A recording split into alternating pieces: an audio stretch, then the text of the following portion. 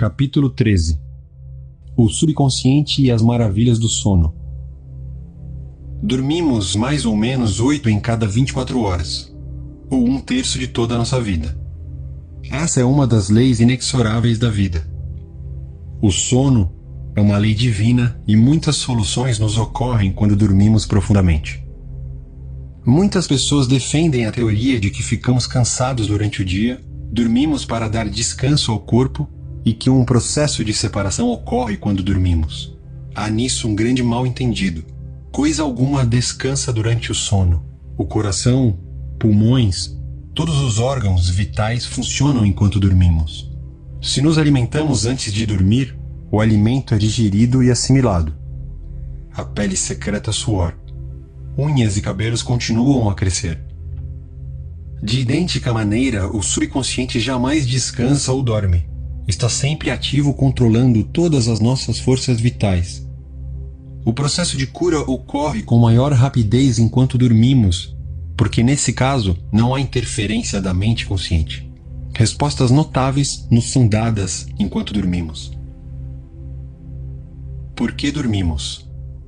O Dr. John Bigelow, um dos primeiros cientistas que realizaram um estudo profundo do sono, demonstrou que à noite, enquanto dormimos, recebemos impressões constantes através dos nervos sensoriais conectados com os olhos, ouvidos, nariz e pele. A rede neural do cérebro permanece também extremamente ativa. A pesquisa levou-o a uma conclusão que corresponde estreitamente às informações contidas nesse livro. Disse ele que dormimos principalmente para que a parte mais nobre da alma se una por abstração com nossa natureza superior e se torne participante da sabedoria e presciência dos deuses. Prece, uma forma de sono. Durante o dia, a mente consciente enfrenta aborrecimentos, conflitos e discórdias, e precisa poder abstrair-se periodicamente da prova sensorial e do mundo objetivo e comungar com a sabedoria interior da mente subconsciente.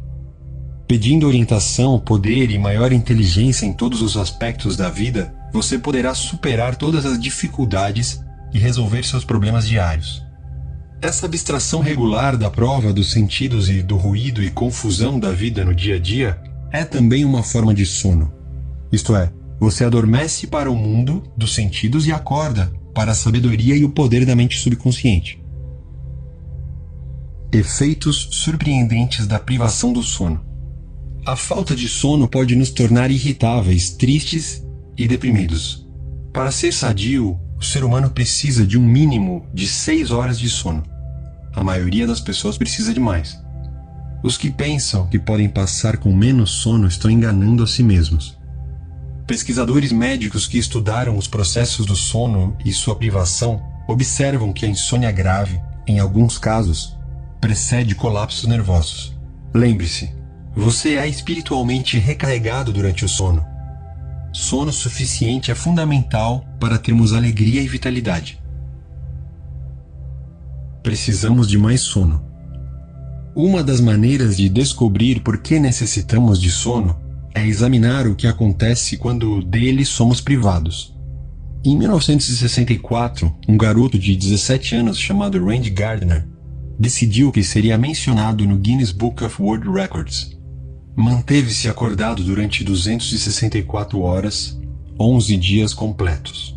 Exames posteriores demonstraram que ele não sofreu danos permanentes. Contudo, durante o tempo em que permaneceu acordado, deterioraram-se todos os seus processos mentais. A voz tornou-se embolada, sofreu lapsos de memória, nas últimas horas começou a ter alucinações. A maioria das pessoas com insônia crônica não chega a esses extremos, mas pode sofrer também efeitos graves. De acordo com o National Highway Traffic Safety Administration, Departamento Nacional de Segurança do Tráfego nas Estradas, nada menos de 200 mil acidentes por ano relacionam-se com problemas de sono. Um motorista em cada 5, no mínimo, já cochilou ocasionalmente ao volante. Como resultado, motoristas correm de 5 a 10 vezes mais riscos de ter um acidente à noite do que durante o dia. Experimentos com voluntários demonstraram que o cérebro cansado anseia tanto por sono que sacrificará qualquer coisa para tê-lo. Após apenas algumas horas de perda de sono, os sujeitos do experimento começaram a ter cochilos passageiros, denominados lapsos, ou microssonos, que acontecem na frequência de 3 a 4 por hora. Quando ocorrem exatamente como no sono autêntico, as pálpebras se fecham e diminui a frequência das ondas cerebrais. No início, os lapsos duram apenas uma fração de segundo. Aumentando o número de horas de falta de sono, porém, os lapsos ocorrem mais vezes e duram mais, chegando a 2 ou 3 segundos. Mesmo que os voluntários estivessem pilotando um avião em meio a uma tempestade, nem assim poderiam resistir a esses microssonos, desses segundos de valor inestimável. O sono traz conselhos. Sandra F., uma moça de Los Angeles, escuta frequentemente minhas palestras no rádio. Contou-me que lhe ofereceram um emprego na cidade de Nova York, ganhando 2 vezes o seu salário atual. Não conseguiu decidir se devia aceitá-lo ou não. Antes de dormir, orou com as seguintes palavras: a inteligência criativa de minha mente subconsciente sabe o que é melhor para mim. Sua tendência é sempre voltada para a vida e me revelará qual a decisão acertada, que será a melhor para mim e para todos os interessados. Agradeço pela resposta que sei que receberei. Repetiu essa prece simples como se fosse uma canção de ninar enquanto mergulhava no sono. Pela manhã, teve uma persistente impressão de que não devia aceitar o oferecimento. Recusou-o. Acontecimentos posteriores confirmaram-lhe a sabedoria interna. Poucos meses depois do oferecimento do emprego, aquela empresa foi à falência. A mente consciente podia estar certa no que interessava aos fatos objetivamente conhecidos. Já a faculdade intuitiva da mente subconsciente percebeu os problemas da empresa e a aconselhou-a nesse sentido. Salvo de um desastre certo. A sabedoria da mente subconsciente pode nos instruir e proteger, se oramos por ação correta antes de dormir. Há muitos anos, ofereceram-me um bem remunerado cargo no Extremo Oriente. Rezei da seguinte maneira, pedindo orientação e decisão certa. A inteligência infinita existente em mim sabe todas as coisas. A decisão certa me será revelada dentro da ordem divina. Reconhecerei a resposta quando ela me for dada. Repeti muitas vezes essa prece simples, como se fosse uma canção de ninar antes de adormecer. Na mesma noite, tive um sonho, no qual um amigo me apareceu. Ele me mostrou um jornal e disse: leia essas manchetes, não vá. As manchetes relataram histórias de violência, agitação e guerra. E tudo isso aconteceu não muito tempo depois no país para o qual eu fora convidado. A mente subconsciente dispõe de sabedoria total. Sabe de tudo. Fala-lhe frequentemente em uma voz que a mente consciente aceita imediatamente. No sonho que contei, e que sem dúvida me salvou de uma situação de grande perigo, o subconsciente projetou seu aviso sob o disfarce de uma pessoa em quem eu confiava e que respeitava. Para alguns, o aviso pode vir sob a forma da mãe, que lhe aparece em sonho. Ela lhes diz para não ir a tal ou qual lugar, e dá a razão do aviso. Às vezes, o subconsciente avisa-nos durante as horas de vigília. Pensamos que ouvimos uma voz que lembra a de nossa mãe ou alguma pessoa amada. Paramos e nos viramos procurando-a. Mais tarde descobrimos que se tivéssemos prosseguido no caminho que vínhamos percorrendo, poderíamos ter sido atingidos na cabeça pela queda de um objeto. O futuro está em nossa mente subconsciente. Lembre-se de que, uma vez que o futuro será resultado de nossos pensamentos habituais, ele já está em nossa mente, a menos que os mudemos por meio de orações. De igual maneira, o futuro do país está no subconsciente coletivo do povo. Nada há de estranho no sonho em que vi manchetes de jornais muito antes dos fatos que mencionavam. Esses fatos já haviam ocorrido na mente de todos aqueles que os provocariam. Todos os seus planos já estavam gravados naquele grande instrumento de registro, o subconsciente coletivo da mente universal. Os fatos de amanhã estão em nossa mente subconsciente, como também os da próxima semana, ou os do próximo mês, e podem ser percebidos por pessoas de poderes psíquicos altamente desenvolvidos e por clarividentes. Nenhum desastre ou tragédia pode nos acontecer se resolvemos orar. Nada é pré-determinado ou pré-estabelecido. Nossa atitude mental, a maneira como pensamos, sentimos, cremos, determina nosso destino. Podemos, por meio de prece científica, moldar, construir e criar nosso futuro. Aquilo que semeia, o homem colhe também. Com um cochilo ganhou $15.000. Há alguns anos, um aluno meu enviou-me um recorte de jornal relatando sobre um indivíduo chamado Ray Hammerstrom, que trabalhava como laminador em uma siderúrgica em Pittsburgh. A usina havia instalado recentemente uma nova máquina, que controlava o fornecimento de barras de ferro recém-forjadas a uma instalação denominada camas de esfriamento. Mas, a despeito dos melhores esforços dos mecânicos, não se conseguiu que a máquina funcionasse devidamente. Engenheiros trabalharam no problema durante vários dias sem resultado. Hammerstrom refletiu bastante sobre o problema. Tentou imaginar um novo projeto que funcionasse. Nada lhe ocorreu. Certa tarde, deitou-se para tirar um cochilo. Caiu no sono ainda pensando no problema da manobra da fornada para a cama de esfriamento. Durante o cochilo, teve um sonho, no qual viu o desenho perfeito para a chave defeituosa. Ao acordar, fez um esboço do novo desenho, seguindo a orientação do sonho. Esse cochilo visionário rendeu a Hammerstrom uma gratificação de $15.000, o maior prêmio que a empresa já dera a um empregado por uma ideia. Como um famoso professor, dormindo, resolveu seu problema. O Dr. H.V. Halpert, eminente professor de assírio da Universidade da Pensilvânia, conta em suas memórias uma experiência extraordinária. Certa noite de sábado, eu me sentia muito cansado, tentando em vão decifrar 2 pequenos fragmentos de ágata que se pensava pertencerem a anéis que haviam sido usados por babilônios. Por volta de meia-noite, cansado e exausto, fui dormir e tive o notável sonho seguinte. Um alto e magro sacerdote de Nippur, de uns 40 anos, levou-me à câmara do tesouro do templo. Um aposento pequeno, de teto baixo, sem janelas, com pedaços de ágata e lápis lazuli espalhados pelo chão.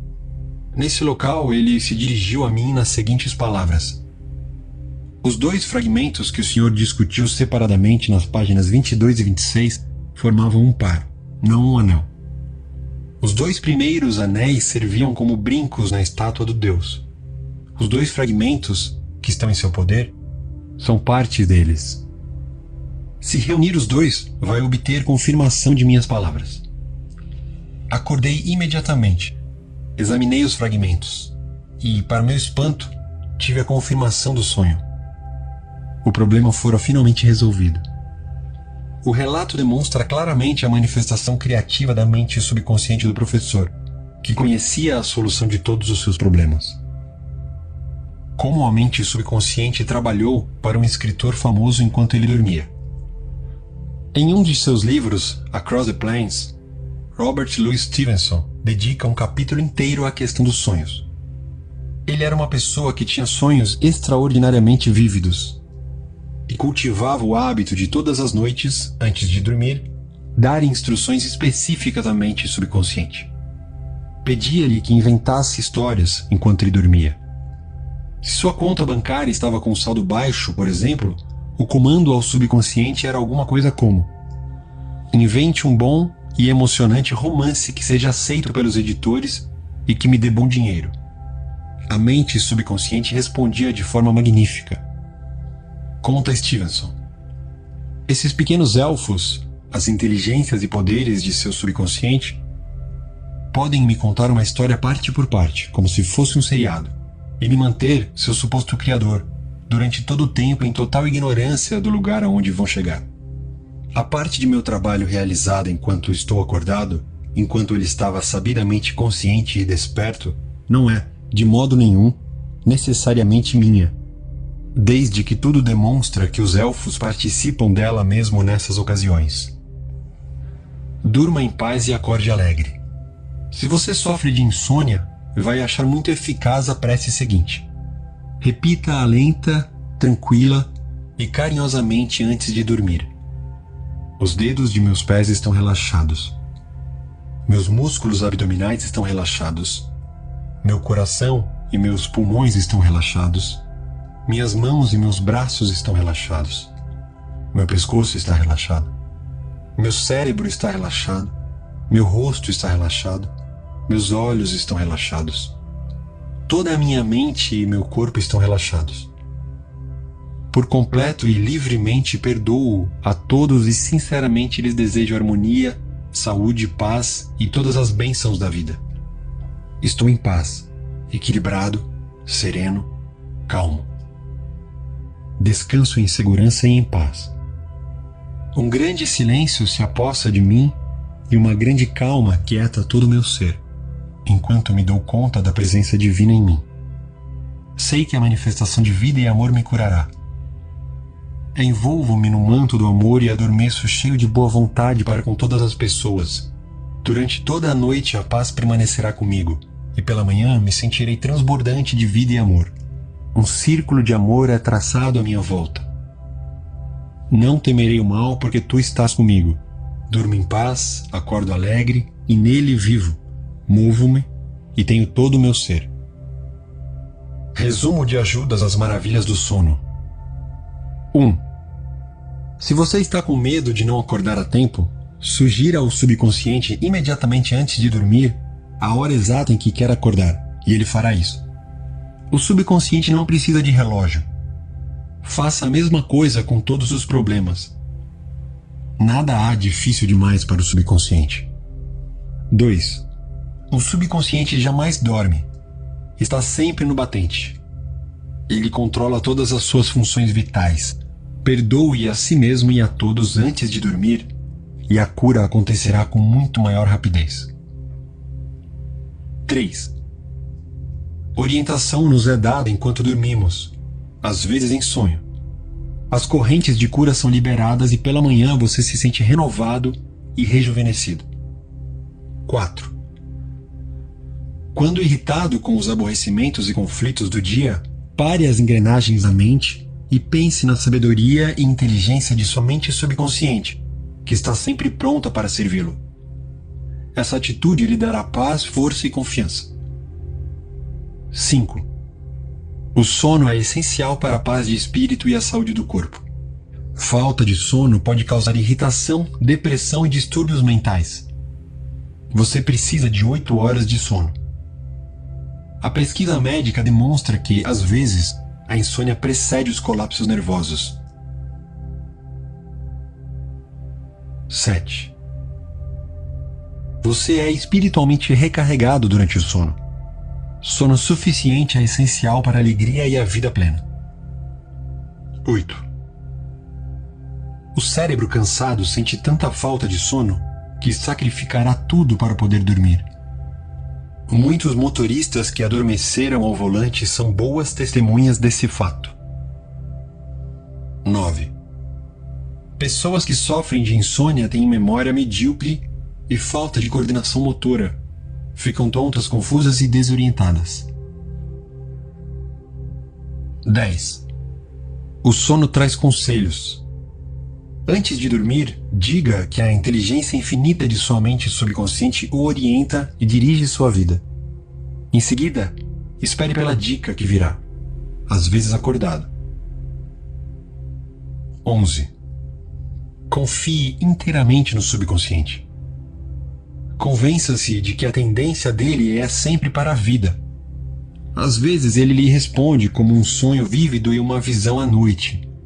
Você pode ser avisado de um perigo no sonho, como aconteceu com o autor deste livro. 12. Seu futuro já está agora em sua mente e tem como origem seus pensamentos e crenças habituais. Afirme que a inteligência infinita o conduz e guia. que todo bem é seu e que seu futuro será maravilhoso. Acredite nesse fato e aceite-o.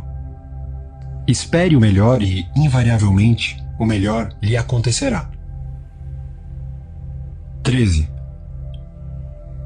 Se estiver escrevendo um romance, peça de teatro, livro, ou trabalhando numa invenção, converse à noite com a mente subconsciente e afirme corajosamente que a sabedoria, inteligência e poder que ela possui o estão guiando, dirigindo e revelando a peça, romance, livro ou solução perfeita, qualquer que seja.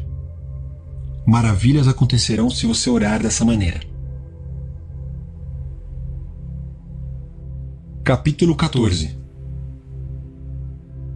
A mente subconsciente e os problemas matrimoniais. Todos os problemas matrimoniais são causados pela incapacidade dos interessados de compreender devidamente as funções e os poderes da mente. Atritos entre marido e mulher desaparecerão quando cada um deles usar corretamente a lei da mente. Orando juntos, eles permanecem juntos. A meditação sobre ideais divinos, o estudo das leis da vida, o acordo sobre um objetivo e plano comuns e o prazer da liberdade pessoal produzem aquele casamento harmonioso, aquela bem-aventurança a dois, aquele senso de unicidade em que dois se tornam um. A melhor ocasião de prevenir o divórcio é antes do casamento. Não há nada de errado em querer livrar-se de uma situação insuportável. Mas, para começar, como é que chegamos a essa situação? Não seria melhor dar atenção à causa real dos problemas matrimoniais, chegar realmente à raiz do problema? Os problemas de infelicidade, discórdia, separação e divórcio em nada diferem de todos os outros enfrentados por homens e mulheres. Suas origens podem ser encontradas na ignorância do funcionamento e inter-relação entre as mentes consciente e subconsciente. O sentido do casamento. Para ser autêntico, o casamento deve começar sobre uma sólida base espiritual. Deve ser do coração, e o coração é o cálice do amor. Honestidade, sinceridade e bondade são aspectos do amor. Os cônjuges devem ser inteiramente honestos e sinceros um com o outro. Não há casamento verdadeiro quando um homem casa para satisfazer o próprio ego ou porque quer o dinheiro ou a posição social da esposa. Essa atitude indica falta de sinceridade, honestidade e de verdadeiro amor. Um casamento desses é uma farsa, uma fraude, um baile de máscaras a dois.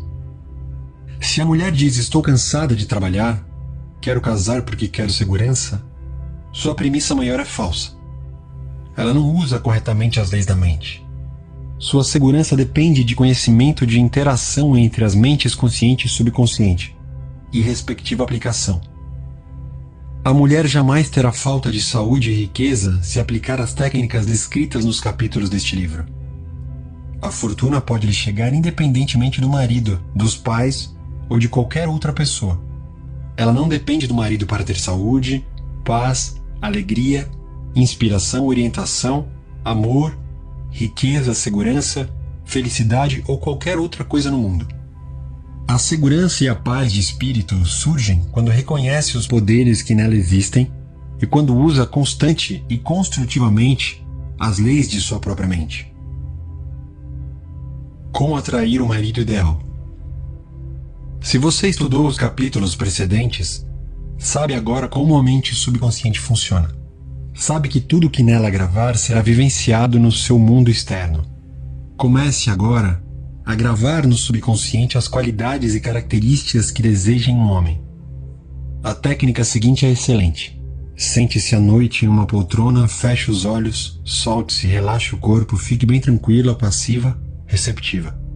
Converse com o subconsciente dizendo-lhe: estou atraindo agora para minha vida um homem honesto, sincero, leal, fiel, de índole pacífica, feliz e próspero. Essas qualidades que admiro estão mergulhando agora em minha mente subconsciente. Enquanto penso nessas características, elas se tornam parte de mim e são assimiladas subconscientemente. Sei que há uma lei de atração irresistível e que ela atrai para mim um homem de acordo com o que acredito no subconsciente. Atraio aquilo que sinto ser verdade em minha mente subconsciente. Sei que posso contribuir para a paz e a felicidade desse homem. Ele ama meus ideais e eu amo os dele. Ele não quer me mudar, nem eu mudá-lo. Há amor mútuo, liberdade e respeito entre nós. Pratique esse processo de impregnar a mente subconsciente. Em seguida, você terá a alegria de atrair um homem que possui as qualidades e características em que pensou. A inteligência subconsciente abrirá um caminho onde vocês se encontrarão de acordo com o fluxo irresistível e constante de sua mente subconsciente. Desenvolva o forte desejo de dar o melhor de si em amor, dedicação e cooperação. Seja receptiva a essa dádiva de amor que deu à sua mente subconsciente. Como atrair a esposa ideal? Para atrair a companheira para toda a vida que você busca, afirme o seguinte: neste momento estou atraindo a mulher certa, que está em perfeita harmonia comigo. Essa união é espiritual porque é amor divino, funcionando através da personalidade de alguém com quem me fundirei perfeitamente. Sei que a essa mulher posso dar amor, luz, paz e alegria. Sinto e acredito que posso lhe tornar a vida plena, completa e maravilhosa.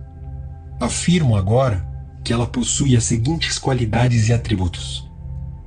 É uma pessoa espiritualizada, leal, fiel e sincera, de temperamento harmonioso, pacífico e feliz. Estamos sendo irresistivelmente atraídos um para o outro. Só aquilo que é inerente ao amor, a verdade e a beleza pode fazer parte da minha experiência. Aceito agora minha companheira ideal. Enquanto pensa tranquilamente e com profundo interesse nas qualidades e nos atributos que admira na companheira que procura, você constrói na mente o equivalente mental do que quer. Em seguida, as correntes profundas da mente subconsciente reunirão vocês dois segundo a ordem divina. Nada de cometer o terceiro erro. Recentemente, Sheila B., uma mulher com anos de experiência como executiva, disse-me o seguinte: tive 3 maridos e todos eles foram passivos e submissos. Todos dependiam de mim para tomar quaisquer decisões e dirigir qualquer coisa. Por que é que eu atraio esse tipo de homens? Perguntei-lhe se soubera, antes de casar-se pela segunda vez, se o futuro marido possuía um caráter semelhante ao do primeiro. Claro que não, respondeu ela enfaticamente. Se tivesse sabido que ele era tão banana, eu não teria querido nada com ele. E o mesmo aconteceu com o terceiro. O problema de Sheila não estava nos homens com quem casou. Era resultado da constituição de sua própria personalidade. Ela era uma mulher profundamente determinada, com uma forte necessidade de permanecer no controle das situações em que se envolvia. Em certo nível, queria um companheiro que fosse submisso e passivo, de modo a poder desempenhar o papel dominante. Simultaneamente, seu desejo mais profundo era ter um companheiro que fosse seu igual. A mente subconsciente atraía para ela o tipo de homem que subjetivamente queria, mas, quando o conhecia, descobria que ele não atendia às suas necessidades reais. Teve, por isso mesmo, que aprender a romper esse molde, adotando o processo certo de orar. Como ela quebrou o molde negativo? Sheila B., no fim, aprendeu uma verdade simples. Quando acreditamos que podemos ter o tipo de companheiro que idealizamos, obtemos aquilo em que acreditamos. Para quebrar o velho molde subconsciente e atrair o companheiro ideal, Sheila orou da seguinte maneira: estou construindo e introduzindo em minha mente o tipo de homem que desejo profundamente. O homem que estou atraindo como marido é forte, poderoso, carinhoso, bem-sucedido, honesto, leal e fiel. Comigo ele terá felicidade e amor. Adoro segui-lo aonde ele me leva. Sei que ele me quer e eu o quero. Sou honesta, sincera, carinhosa e bondosa.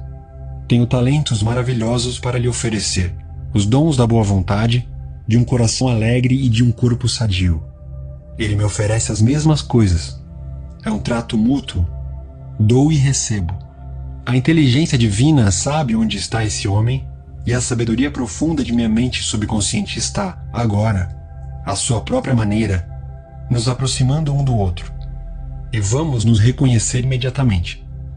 Transfiro esse pedido ao meu subconsciente, que sabe como transformá-lo em realidade.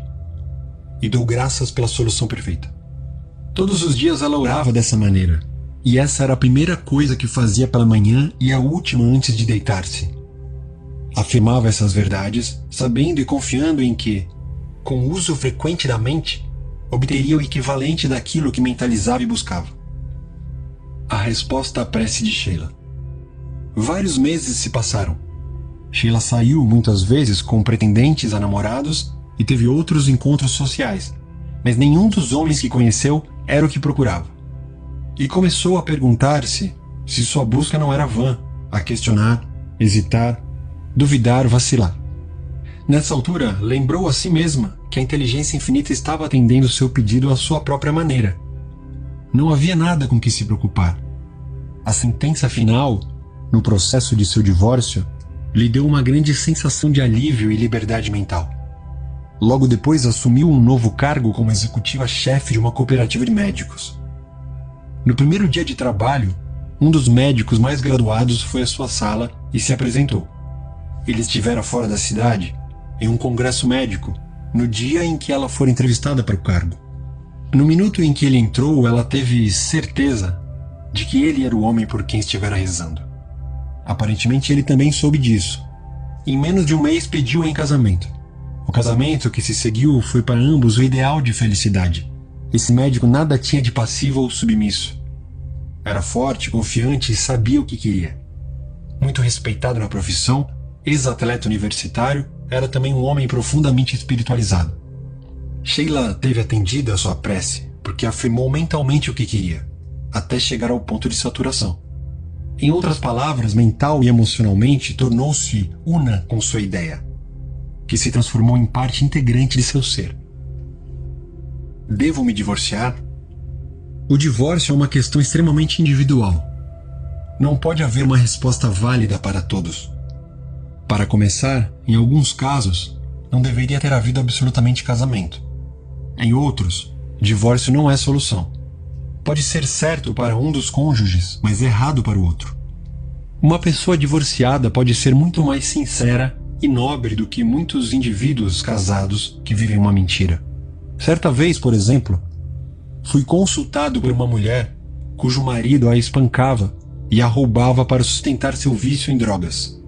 Ela fora educada para acreditar que o casamento é algo sagrado e para sempre, e que o divórcio, em consequência, é imoral.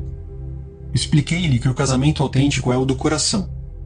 Se dois corações se combinam harmoniosamente, carinhosamente, sinceramente, esse casamento é ideal. A ação pura do coração é o amor. Aceitando a explicação, ela soube o que devia fazer.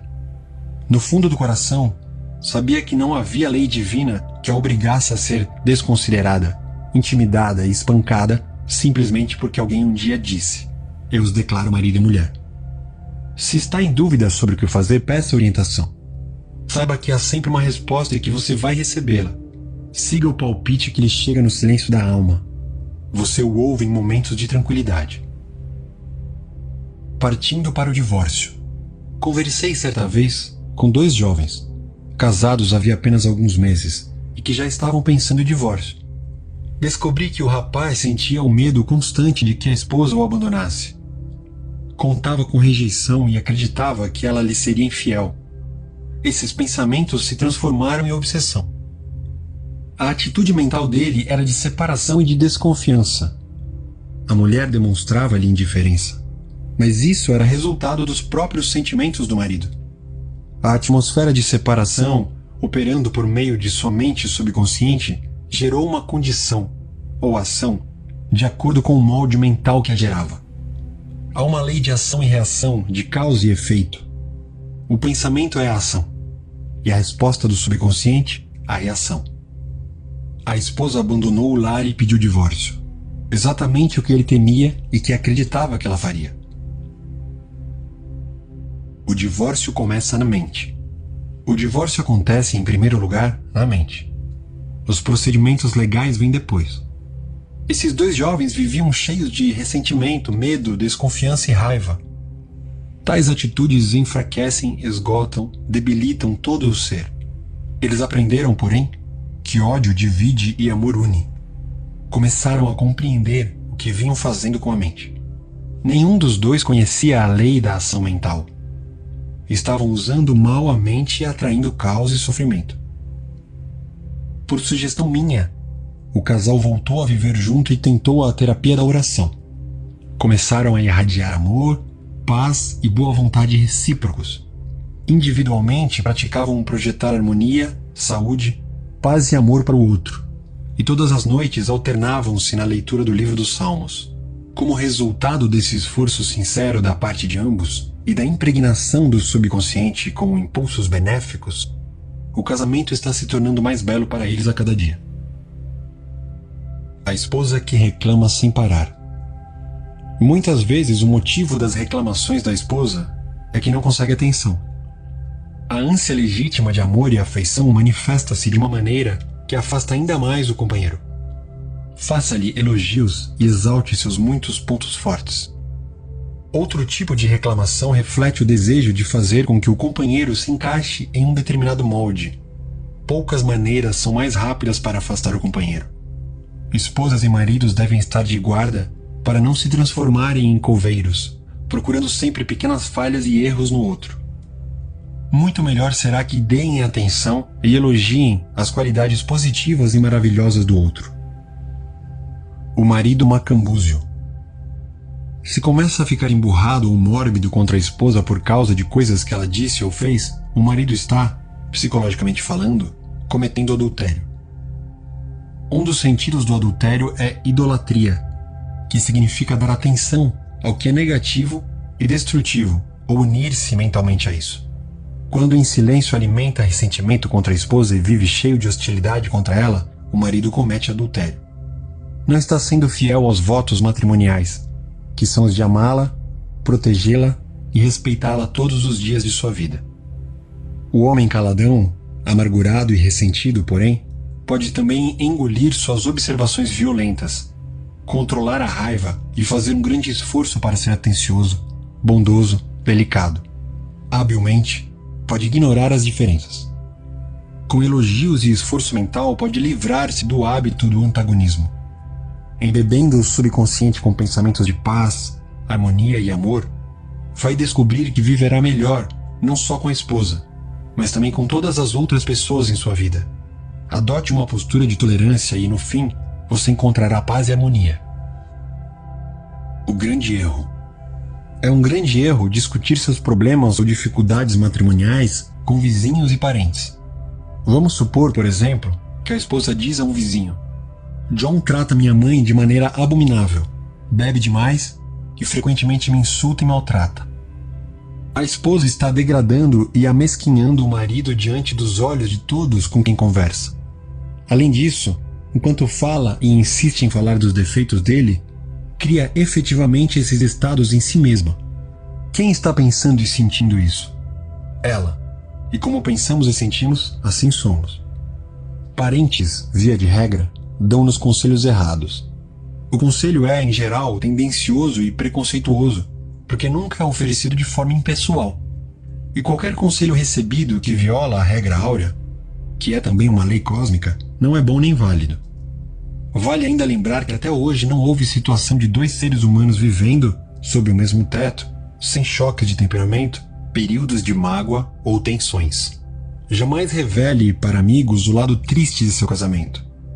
Mantenha as brigas para si mesma. Evite criticar e condenar seu parceiro. Não tente mudar sua companheira. O marido jamais deve tentar transformar sua mulher em uma segunda edição de si mesmo. A tentativa indelicada de mudá-la é uma afronta, uma declaração de que ela não vale nada como é. Essas tentativas são sempre contraproducentes e, não raro, acabam destruindo o casamento. Tentar mudar alguém destrói-lhe o orgulho e a autoestima e desperta antagonismo e ressentimento, que talvez sejam fatais para o laço matrimonial. Ajustes são necessários, claro. Nenhum de nós é perfeito, e isso se aplica também ao casamento. Se der uma boa olhada em sua própria mente e analisar seu caráter e comportamento, você vai encontrar defeitos suficientes para mantê-lo ocupado pelo resto da vida. Se pensa, vou transformá-la naquilo que quero, está procurando briga e divórcio. Está pedindo sofrimento. E terá que aprender, a duras penas, que não há ninguém a reformar, a não ser você mesmo. Rezem juntos e permaneçam unidos em oração. Primeiro passo: jamais leve de um dia para o outro irritações acumuladas, causadas por pequenos desapontamentos. Antes de dormir, tenham o cuidado de se perdoarem mutuamente por quaisquer palavras grosseiras que disseram um ao outro durante o dia. Quando acordar pela manhã, afirme que a inteligência infinita orienta-o em todo o seu comportamento. Envie pensamentos carinhosos de paz, harmonia e amor ao companheiro, a todos os membros da família e a todo mundo. Segundo passo: dê graças no café da manhã. Dê graças pela comida gostosa, pela sua prosperidade, por todas as bênçãos que recebeu. Resolva que nenhum problema, preocupação ou discussão vão fazer parte da conversa à mesa. A mesma coisa aplica-se à hora das demais refeições. Diga à sua esposa ou esposo: reconheço tudo que você faz e lhe envio amor e boa vontade durante todo o dia. Terceiro passo: marido e mulher devem alternar-se em oração todas as noites. Não espere como direito seu certas coisas do cônjuge. Demonstre apreciação e amor.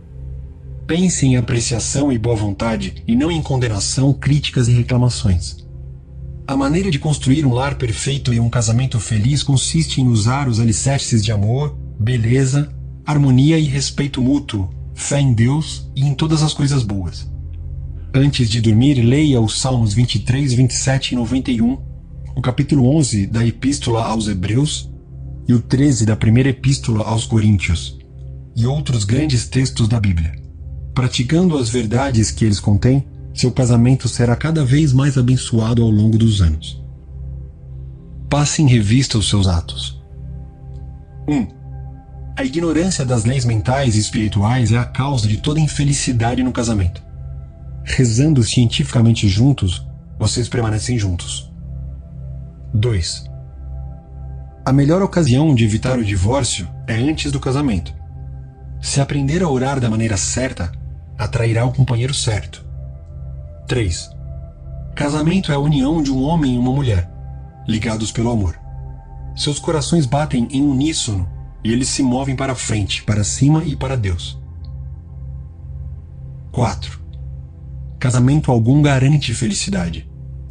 Encontramos felicidade pensando nas verdades eternas de Deus e nos valores espirituais da vida. Nesse caso, homem e mulher podem contribuir para a felicidade e alegria recíprocas. 5. Você atrai o companheiro certo pensando nas qualidades e características que admira no homem ou na mulher. Em seguida, a mente subconsciente os aproximará dentro da ordem divina. 6. Você tem que instilar na mente o equivalente do que quer no companheiro. Se quer atrair um companheiro honesto, sincero, carinhoso, você tem que ser honesta, sincera e carinhosa. 7. No casamento, você não é obrigado a repetir erros passados. Quando realmente acreditar que conheceu o tipo de homem ou mulher que idealiza, sua crença se tornará realidade. Acreditar é aceitar alguma coisa como verdade. Agora, mentalmente, aceite seu companheiro ideal. 8. Não se pergunte como, por quê ou onde vai conhecer o companheiro pela qual reza. Confie implicitamente na sabedoria da mente subconsciente. Ela tem o poder de realizar aquilo para o qual foi criada. Você não precisa ajudá-la. 9. Você comete adultério quando se entrega a ressentimento, rancor, má vontade e hostilidade contra seu cônjuge. Está vivendo mentalmente com o erro. Respeite seus laços matrimoniais. Prometo cuidar, amar e respeitar fulano durante todos os dias de minha vida.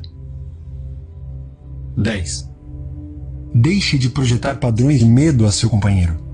Projete amor, paz, harmonia e boa vontade, e seu casamento se tornará mais belo e mais maravilhoso com a passagem dos anos. 11. Transmitam um ao outro amor, paz e boa vontade. Essas vibrações são captadas pela mente subconsciente, resultando em confiança, afeição e respeito mútuo. 12. O companheiro reclamador está, em geral, querendo atenção e apreciação. Está ansiando por amor e afeição. Elogie e exalte suas boas qualidades. Mostre-lhe que o ama e aprecia. 13. Pessoas que se amam nada fazem que, por pensamento, palavras e atos, revelem indiferença ou falta de bondade recíproca. O amor é o que o amor faz. 14. No caso de problemas matrimoniais, procure sempre aconselhamento especializado. Você não procuraria um marceneiro para extrair um dente, nem deve discutir seus problemas com parentes ou amigos. Se precisa de aconselhamento, procure um profissional. 15. Jamais tente mudar seu marido ou esposa. Essas tentativas são sempre tolas e tendem a destruir o orgulho e a autoestima do companheiro. Além do mais, provocam ressentimento, que pode ser destrutivo para os laços matrimoniais. Acabe com essa de querer transformar o companheiro em uma segunda edição de si mesma. 16. Rezem juntos e permanecerão juntos. A prece científica resolve todos os problemas. Imagine a esposa como ela deve ser, alegre, feliz, sadia e bela. Veja seu marido como ele deve ser, forte, poderoso, carinhoso, harmonioso e bondoso. Mantenha essa imagem mental e vivenciará um casamento feito no céu, que é sinônimo de harmonia e paz. Capítulo 15. Mente subconsciente e felicidade. William James, o pai da psicologia americana, disse certa vez que a maior descoberta do século XIX não fora feita no reino da ciência física. A maior de todas foi o poder do subconsciente, ativado pela fé. Todos os seres humanos possuem esse tesouro ilimitado de poder, capaz de superar qualquer problema. Felicidade autêntica e duradoura surgirá em sua vida no dia em que você compreender com clareza que pode vencer qualquer fraqueza. No dia em que se der conta de que o subconsciente pode solucionar seus problemas, curar seu corpo e dar-lhe uma prosperidade além do seu sonho mais ambicioso. Você pode ter se sentido muito feliz quando noivou com a companheira de seus sonhos, ou quando se formou na universidade, casou-se, nasceu seu filho, quando obteve uma grande vitória ou ganhou um prêmio. E poderia continuar a citar outras experiências que o fizeram feliz. Ainda assim, por mais maravilhosas que tenham sido, elas não lhe dão felicidade duradoura. São transitórias. O livro dos Provérbios dá a solução para isso. O que confia no Senhor, esse é feliz. Quando confiamos no Senhor, o poder e a sabedoria de nossa mente subconsciente, para conduzir, guiar, governar e dirigir todas as nossas atividades, nos tornamos equilibrados, serenos, relaxados. Enquanto irradiamos amor, paz e boa vontade para todos, estamos, na realidade, construindo uma superestrutura de felicidade para todos os dias de nossa vida. Temos que escolher felicidade. A felicidade é um estado de mente. Há na Bíblia a seguinte afirmação: escolhei hoje a quem servais. Você tem a liberdade de escolher felicidade. Esse conselho pode parecer extraordinariamente simples, e é.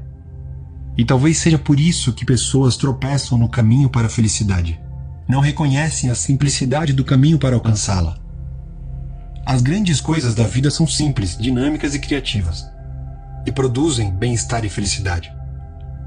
Nas palavras a seguir, São Paulo nos revela como, pelo pensamento, podemos achar o caminho para uma vida de poder dinâmico e felicidade.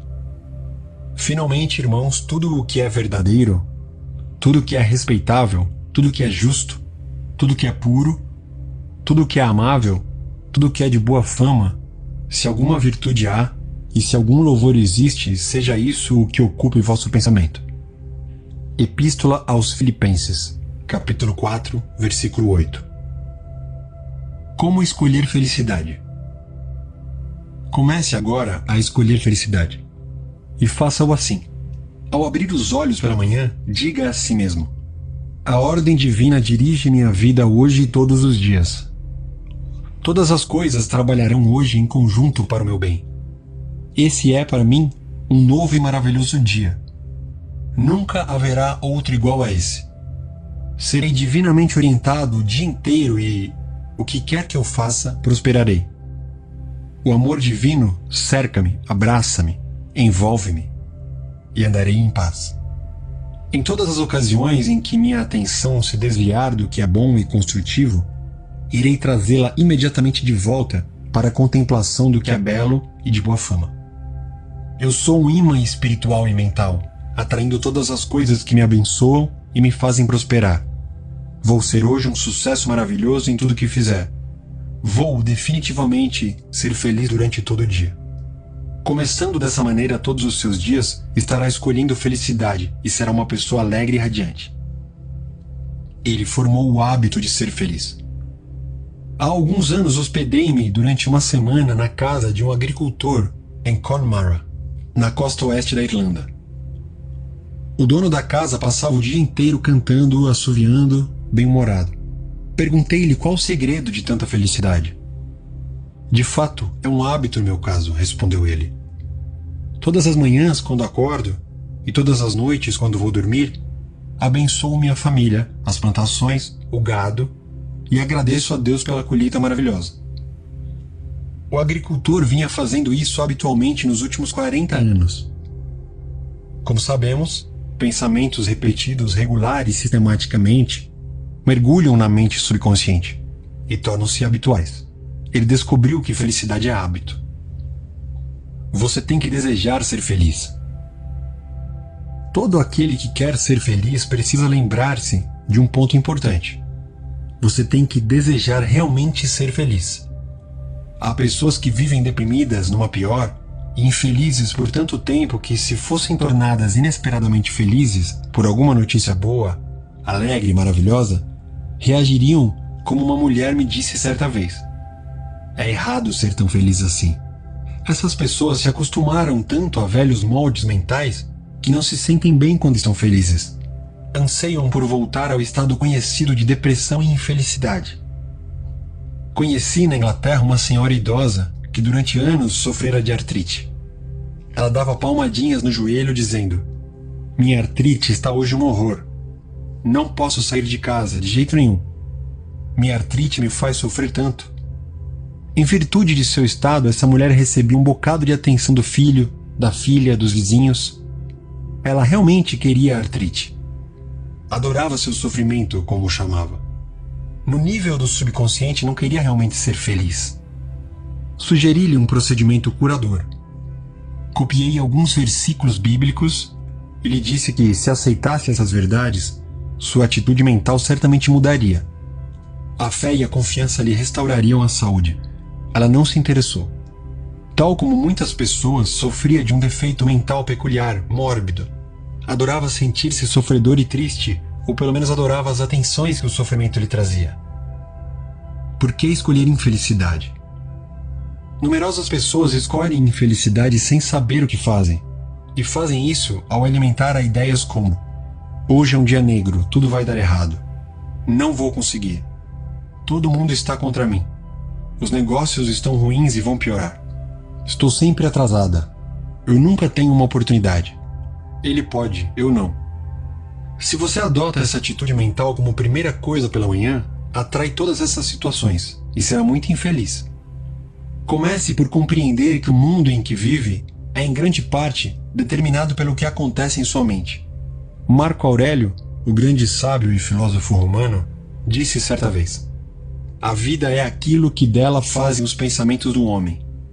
Ralph Waldo Emerson, ilustre filósofo americano do século XIX, observou por sua vez: "O homem é aquilo que ele pensa o dia inteiro." Os pensamentos que habitualmente o ocupam têm a tendência de se materializar em estados físicos. Resolva não se entregar a pensamentos negativos, derrotistas, maldosos e deprimentes. Lembre-se frequentemente de que não pode experimentar coisa alguma que esteja fora de sua mente. Se eu tivesse $1 milhão, seria feliz. A riqueza em si, por si mesma, não torna ninguém feliz. Por outro lado, não prejudica a felicidade. Hoje em dia, muitas pessoas tentam comprar felicidade adquirindo coisas: um aparelho de TV de alta definição, o carro mais moderno, roupas caríssimas de grife, uma casa no campo. A felicidade, porém, não pode ser comprada ou obtida dessa maneira. O reino da felicidade está em nossos pensamentos e sentimentos. Um número grande demais de pessoas alimenta a ideia de que é preciso alguma coisa externa para ser feliz, e dizem: se eu fosse eleito prefeito, nomeado executivo-chefe da empresa, mencionado nas colunas sociais, seria feliz. Na verdade, porém, felicidade é um estado mental e espiritual. Promoção e honrarias de modo nenhum criam felicidade. Sua força, alegria e felicidade consistem em descobrir a lei da ordem divina e da ação certa, vigentes em sua mente subconsciente, e em aplicar esses princípios a todos os aspectos da vida. Ele descobriu que felicidade é a colheita de uma mente tranquila. Quando eu ministrava cursos em São Francisco, há alguns anos, fui procurado por um homem que se sentia muito infeliz e deprimido devido à sua vida profissional. Ele era gerente de uma grande empresa. Sentia o coração cheio de ressentimento contra o vice-presidente e o presidente da companhia. Achava que a oposição deles às suas ideias estava levando a empresa ao desastre. Os lucros vinham caindo, assim como a participação da firma no mercado. Descia também o preço das ações da empresa, o que muito o preocupava, porque grande parte de sua remuneração era de opção para a compra de ações. Ele resolveu seu problema da seguinte forma: como primeira coisa a cada manhã, afirmava tranquilamente o seguinte: todos os que trabalham em nossa empresa são honestos, sinceros, cooperativos, leais e cheios de boa vontade para com todos os seus colegas. São elos mentais e espirituais na cadeia de crescimento, sucesso e prosperidade dessa empresa. Em pensamentos, palavras e atos, eu envio amor, paz e boa vontade para meus 2 colegas e para todos os que trabalham na companhia. O presidente e o vice-presidente são divinamente orientados em tudo que fazem.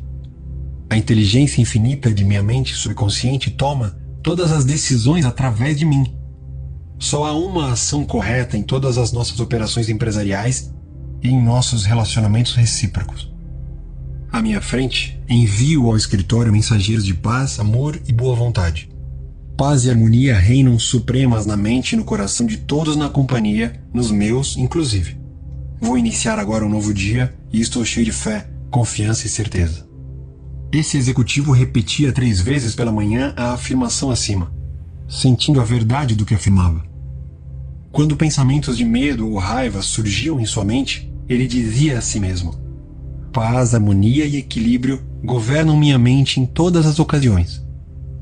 Continuando a disciplinar a mente dessa maneira, os pensamentos nocivos deixaram de surgir e a paz instalou-se em sua mente. E ele fez a colheita. Tempos depois ele me escreveu dizendo que ao cabo de 2 semanas de reordenamento da mente, o presidente e o vice-presidente chamaram-no, elogiaram-lhe as operações e as novas ideias construtivas e disseram que se sentiam felizes em tê-lo como gerente. Ele ficou muito feliz ao descobrir que o homem encontra a felicidade dentro de si mesmo. A pedra ou o toco não estão realmente ali. Há anos um amigo me contou a história de um cavalo que ficara assustado com uma cobra enrodilhada perto de um toco de árvore na estrada. Daí em diante, sempre que se aproximava do toco, o cavalo refugava. O fazendeiro arrancou o toco, queimou-o e nivelou a estrada. Mesmo assim, durante anos depois disso, sempre que passava pelo local do antigo toco, o cavalo refugava.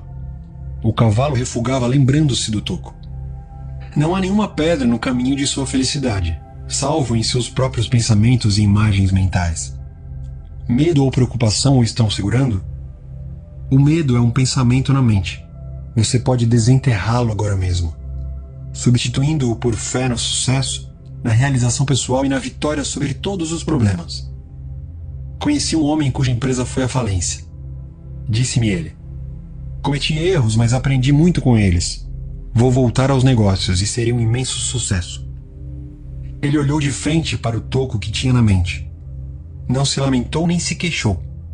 Em vez disso, arrancou do chão o toco do fracasso. Acreditando que seus poderes interiores o ajudariam, baniu todos os pensamentos de medo e a velha depressão.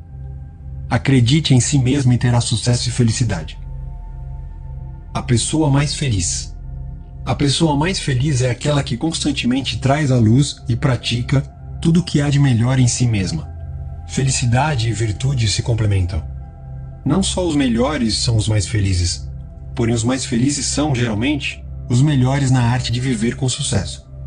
Deus é o que há de mais nobre e melhor em você. Manifeste cada vez mais o amor, a luz, a verdade e a beleza de Deus, e você se tornará uma das pessoas mais felizes deste mundo. Epíteto, o filósofo estoico grego, disse o seguinte: só há um caminho para a paz de espírito e a felicidade. Que estas palavras estejam sempre à tua disposição, quando acordares cedo pela manhã, durante todo o dia e quando fores dormir, isto é, as de não aceitares como tuas as coisas externas, mas as ofereceres a Deus. Passos para a felicidade. 1. Disse William James que a maior descoberta do século XIX foi o poder da mente subconsciente, ativado pela fé. 2. Dentro de você há um poder imenso. A felicidade chegará a você quando desenvolver uma confiança sublime nesse poder. Nessa ocasião, transformará em realidade todos os seus sonhos. 3. Você pode se reerguer vitorioso de qualquer derrota e tornar realidade os sonhos mais acalentados de seu coração, graças ao poder maravilhoso da mente subconsciente. Esse é o sentido de o que confia no Senhor, as leis espirituais da mente subconsciente, é feliz. 4. Você tem que escolher felicidade. Felicidade é hábito, e é um bom hábito, no qual deve pensar com frequência. Finalmente, irmãos, tudo que é verdadeiro, tudo que é respeitável, tudo que é justo, tudo que é puro, tudo que é amável, tudo que é de boa fama, se alguma virtude há e se algum louvor existe, seja isso o que ocupe vosso pensamento. Epístola aos Filipenses, capítulo 4, versículo 8. 5. Ao abrir os olhos pela manhã, diga para si mesmo: hoje escolhi felicidade. Hoje escolhi sucesso. Escolho hoje a ação correta. Escolho hoje amor e boa vontade para com todas as pessoas. Hoje escolho paz.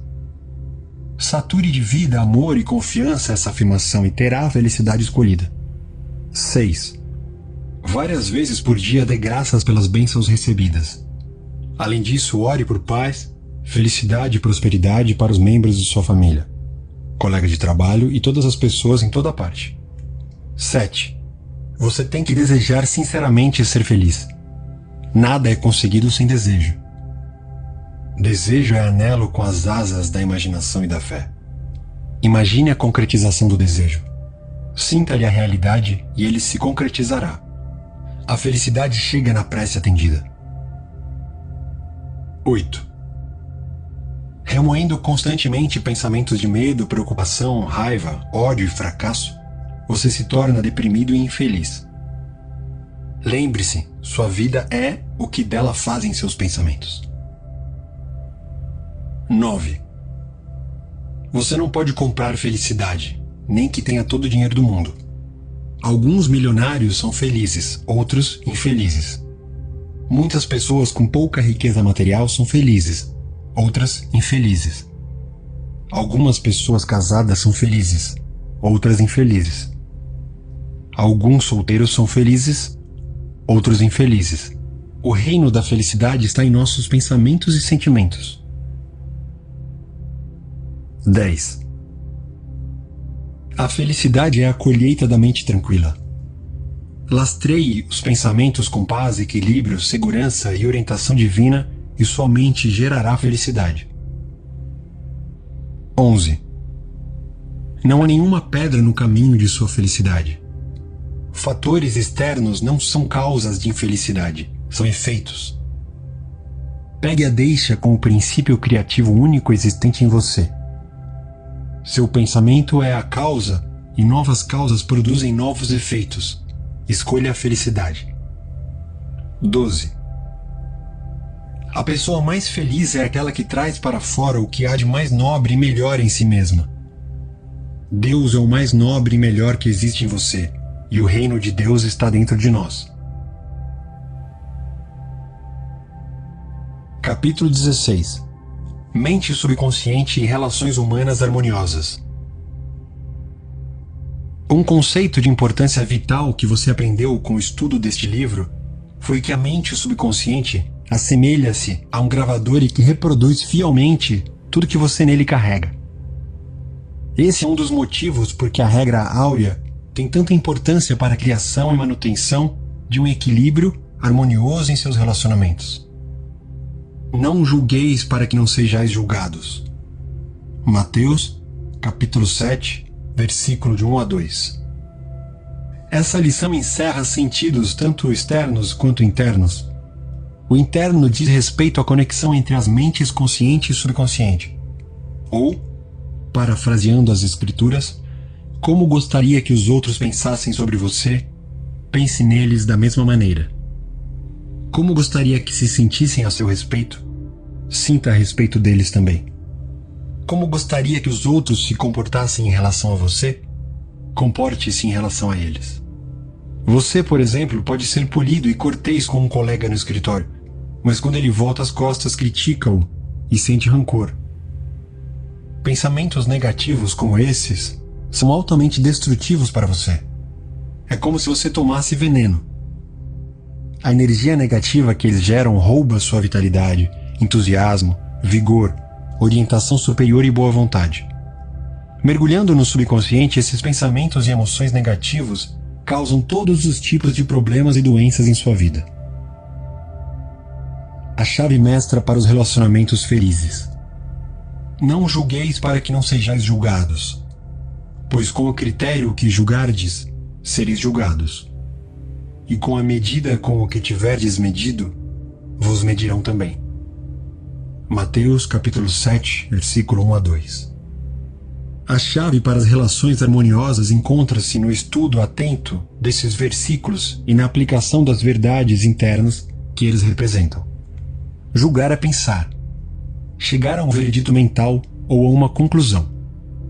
O modo como você pensa sobre outra pessoa é seu, porque você é o ser pensante.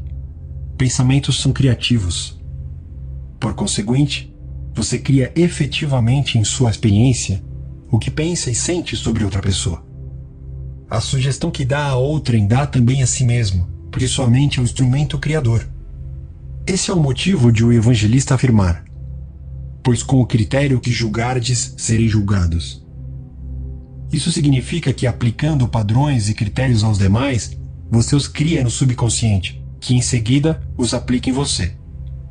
Uma vez que conheça essa lei e compreenda a maneira como o subconsciente funciona, você terá sempre cuidado ao pensar, sentir e agir da maneira correta em relação aos outros, porque, assim fazendo, estará criando uma situação de ação, sentimento e pensamento corretos para você mesmo. E com a medida que tiverdes medido, vos medirão também. O bem que você faz aos demais volta em idêntica medida, como também o mal, obedecendo à lei que regula sua própria mente. Se alguém rouba ou engana outra pessoa, ele está, na realidade, roubando e enganando a si mesmo. A sensação de culpa e o estado de perda inevitavelmente atrairão para ele, no futuro, a perda que provocou. A mente subconsciente grava o ato mental que praticamos e reage de acordo com a intenção ou motivação desse ato.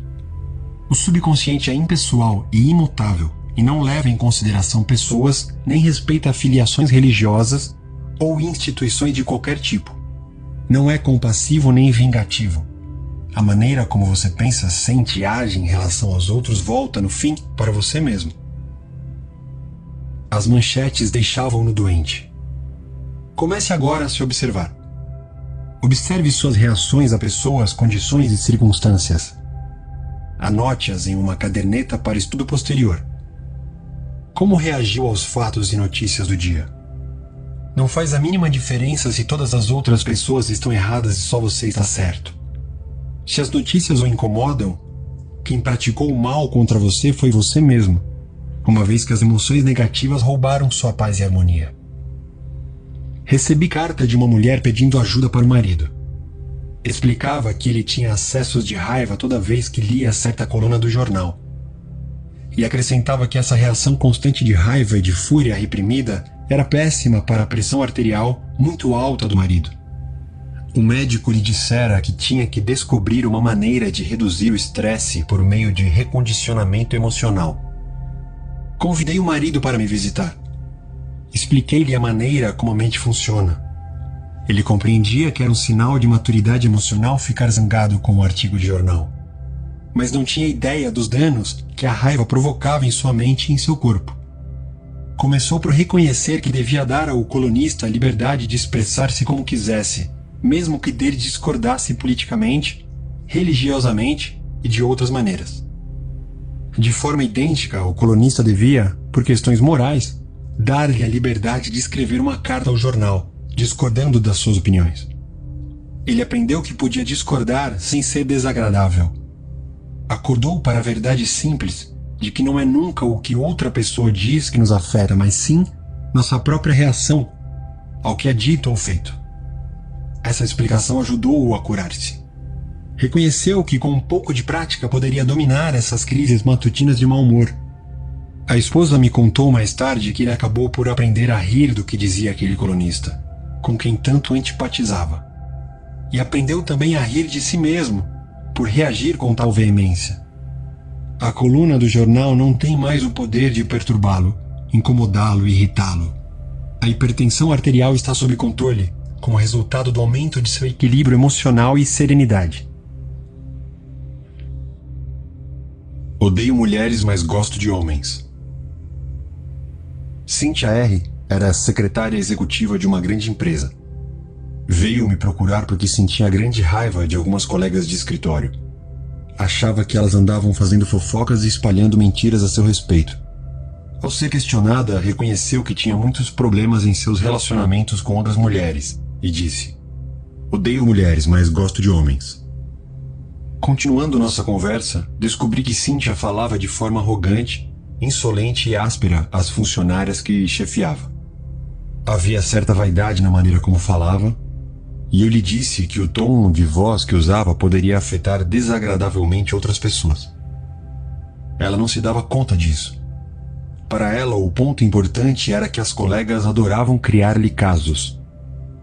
Se todos em seu escritório ou fábrica o incomodam, não será possível que esse aborrecimento e clima hostil possam ser causados por algum padrão subconsciente ou projeção mental de sua parte? Todos nós sabemos que cães reagem ferozmente se os odiamos ou tememos. Animais captam nossas vibrações subconscientes e reagem a isso. Será tão absurdo assim dizer que seres humanos são tão sensíveis nesse particular com cães, gatos e outros animais? A essa mulher que odiava mulheres, sugeri um tipo de oração.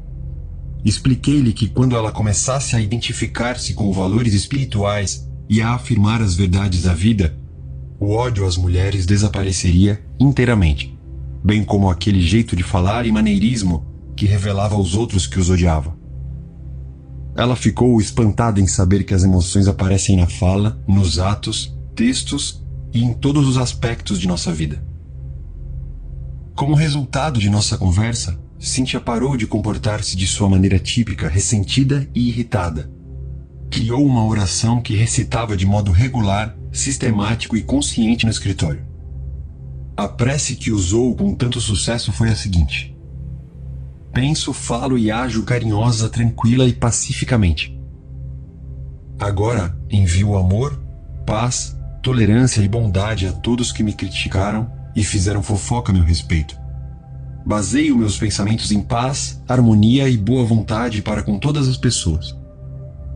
Quando sinto que estou prestes a reagir negativamente, digo com firmeza a mim mesma: eu penso, falo e ajo do ponto de vista do princípio da harmonia, saúde e paz existente em mim. A inteligência criativa me guia, governa e dirige em todos os meus atos. A prática da prece transformou-lhe a vida. Descobriu que a atmosfera de crítica e aborrecimento no escritório desapareceu gradualmente. As colegas tornaram-se amigas e companheiras na jornada da vida. Descobriu a verdade de que não temos ninguém a criticar, nem ninguém a mudar, só nós mesmos. O diálogo interior impedia-lhe a promoção. Certo dia, um vendedor, Jim S., veio me procurar. Estava muito preocupado com os problemas que enfrentava, trabalhando com o gerente de vendas de sua empresa. Estava na companhia havia 10 anos e jamais recebera qualquer promoção ou reconhecimento pelos seus esforços. Mostrou-me suas estatísticas de venda. Notei logo que elas eram proporcionalmente mais altas do que as de outros colegas seus que cobriam o mesmo território. A explicação que ele dava era que o gerente de vendas não o suportava e dizia que era tratado injustamente. Em reuniões, o gerente ridicularizava-lhe as sugestões e, em certas ocasiões, chegara a tratá-lo com grosseria. Depois de analisarmos juntos a situação, opinei que a causa de todos os seus problemas lhe cabia, em grande parte. A ideia que fazia de seu superior e a maneira como o julgava justificavam-lhe a reação. Os critérios com que julgamos serão os mesmos com que nos julgarão. O critério e conceito que Jim fazia do gerente eram os aplicáveis a um homem mesquinho, preconceituoso e briguento. Jim sentia-se amargo e hostil contra o chefe. A caminho do trabalho mantinha uma vigorosa conversa consigo mesmo, cheia de críticas, argumentos, recriminações e denúncias contra o gerente. O que mentalmente dava, Jim era inevitavelmente obrigado a receber de volta. Ao fim de nossa conversa, ele reconheceu que seu diálogo interior era altamente destrutivo. A intensidade e a força dos seus pensamentos e emoções, a condenação mental e aviltamento do gerente penetravam em sua mente subconsciente. Isso gerava a reação negativa do chefe, bem como lhe criava outros distúrbios pessoais, físicos e emocionais. Por insistência minha, Jim começou a orar com frequência da seguinte maneira: em meu universo mental, eu sou o único pensador. Sou responsável pelo que penso sobre meu chefe. Meu gerente não é responsável pelo que penso sobre ele. Recuso-me a conceder poder a qualquer pessoa, lugar ou coisa que me aborreçam ou me perturbem. Desejo saúde, sucesso, paz de espírito e felicidade a meu chefe. Sinceramente, desejo-lhe o bem, e sei que ele é divinamente orientado em tudo que faz. Lenta, tranquila e sinceramente repetia a oração, sabendo que a mente é como um jardim e que tudo que nele plantamos brota como sementes, que se transformam no que são por natureza. Ensinei-o também a praticar visualização e criação de imagens mentais antes de dormir. Ele criou um cenário no qual o gerente cumprimentava-o pelo seu excelente trabalho. Elogiava-lhe a seriedade e o entusiasmo e mencionava a reação maravilhosa que ele despertava nos clientes. Jim vivenciou a realidade de tudo isso. Sentiu o calor do aperto de mãos do chefe, notou-lhe o tom de voz e observou-lhe o sorriso. Rodou um verdadeiro filme mental, dramatizando-o da melhor maneira que pôde. Noite após noite representava o filme, sabendo que a mente subconsciente era um meio receptivo no qual seriam gravadas essas imagens intencionalmente concebidas. Gradualmente, por um processo que podemos considerar como osmose mental e espiritual, ele produziu uma impressão no subconsciente. A manifestação dessa impressão no mundo objetivo ocorreu automaticamente. Tempos depois, o gerente chamou-o a São Francisco, deu-lhe parabéns e promoveu-o a gerente da divisão de vendas, com aumento de responsabilidades e substancial elevação de salário. Logo que mudou o conceito e a estimativa que fazia do chefe, a mente subconsciente de Jim providenciou para que ele reagisse na mesma proporção, tornando-se emocionalmente maduro. O que alguém diz não pode, na realidade, nos incomodar ou nos irritar, a menos que permitamos que isso aconteça. A única maneira como alguém pode nos perturbar é por meio de nosso próprio pensamento. Se ficamos zangados, temos que passar por 4 estágios mentais. Começamos por pensar no que foi dito. Resolvemos ficar zangados e geramos a emoção da raiva. Em seguida decidimos agir. Talvez com palavras ou indo às vias de fato. Como você vê, o pensamento, a emoção, a reação e a ação, todos ocorrem em nossa mente. Mas o que significa ser emocionalmente maduro? Significa que ultrapassamos a tendência natural, mas também infantil, de responder com negatividade às críticas e ressentimentos dos outros. Ninguém gosta de ser criticado ou menosprezado. Temos, contudo, a capacidade de escolher como reagir quando isso acontece. A escolha madura consiste em evitar responder de forma analogamente negativa.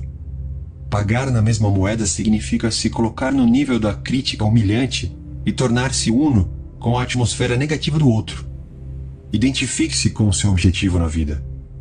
Não permita que qualquer pessoa, lugar ou coisa o desvie de seu senso interior de paz, tranquilidade e saúde radiante. O sentido do amor em relações humanas harmoniosas.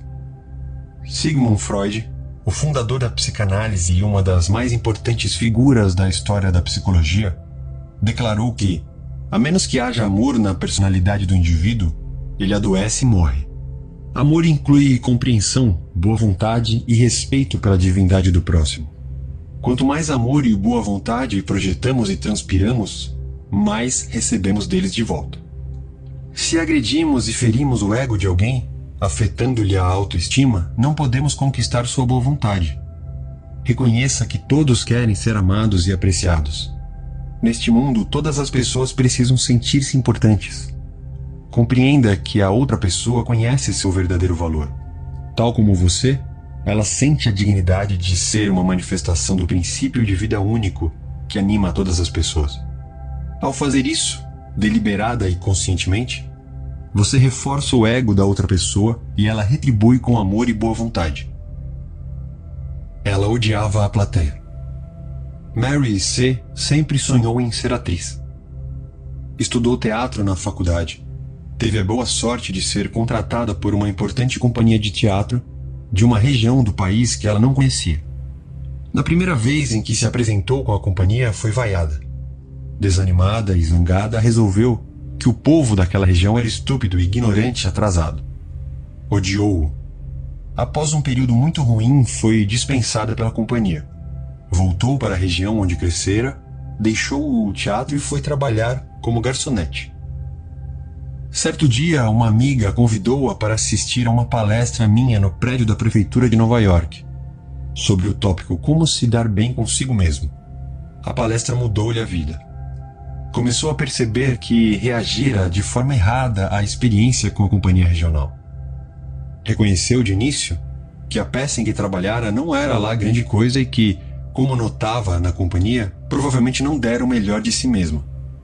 O problema não fora a plateia, mas a maneira como aceitara a reação e se voltara contra ela, desenvolvendo uma energia negativa. Mary resolveu voltar ao palco e retomar o velho sonho de ser atriz. Começou a orar sinceramente pelas plateias e por si mesma. Todas as noites, antes de entrar no palco, enviava amor e boa vontade à audiência. Transformou em hábito dizer que a paz de Deus estava no coração de todos os presentes e que eles se sentiam enaltecidos e inspirados. Em todas as representações, enviava vibrações de amor à plateia. Hoje ocupa um lugar importante no teatro. Transmite boa vontade e carinho aos que vão vê-la, e eles retribuem na mesma moeda. Lidando com pessoas difíceis. Não deve ser surpresa para ninguém que algumas pessoas neste mundo sejam figurinhas difíceis, mentalmente desequilibradas, tortas, mal condicionadas. Muitas delas são delinquentes mentais, criadoras de casos, hostis, briguentas, cínicas e amarguradas. Psicologicamente estão doentes. A mente dessas pessoas ficou deformada, torta, talvez devido a experiências passadas. O que fazer quando temos que lidar com tais pessoas? A tentação é devolver-lhes, sob a forma de antipatia, a energia negativa que nos enviam. Mas para fazer isso, temos inicialmente de lhes absorver mentalmente energia negativa, com todos os maus efeitos que isso acarreta ao nosso bem-estar. Esforce-se, em vez disso, para retribuir o mal com o bem. Essa atitude cria uma couraça que nos protege contra os problemas e atitudes desagradáveis delas. Por outro lado, o envio de compaixão e compreensão põe em movimento o processo de mudá-las. Sofrimento adora a companhia. A personalidade raivosa, frustrada, deformada e torta está em desarmonia com o infinito. A pessoa em causa tem raiva dos que se sentem tranquilos, felizes e alegres. Em geral, critica, condena e calunia até pessoas que a trataram com bondade e atenção. E adota a seguinte atitude: por que elas têm que ser tão felizes quando eu me sinto tão infeliz? E quer arrastá-las para seu próprio nível.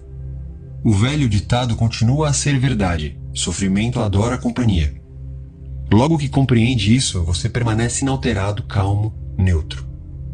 Um cavalheiro chamado Bruce T., que assistiu a palestras minhas em Londres, falou-me da experiência que teve com esse processo. Ele se tornara membro ativo de uma organização de voluntários interessada no embelezamento da comunidade onde residiam. A maioria dos voluntários estava realmente empenhada em trabalhar no plantio de jardins, melhoramento de áreas devolutas e reformas em prédios arruinados. Um dos membros, contudo, combatia todas as medidas sugeridas.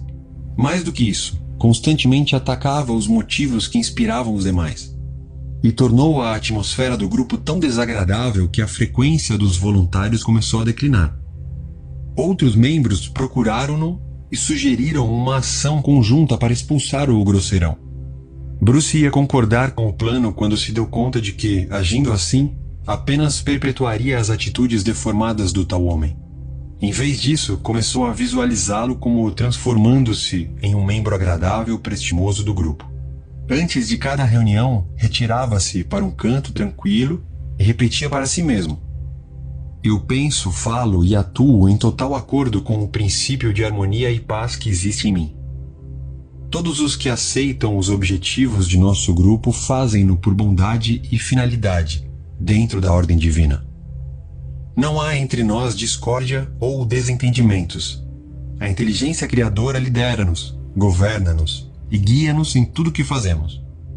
Algumas semanas depois, o criador de tantos casos propôs uma nova iniciativa e apresentou-a de forma tão agradável e com tal espírito de cooperação que obteve o apoio de todos os membros do grupo, incluindo aqueles que haviam sugerido expulsá-lo.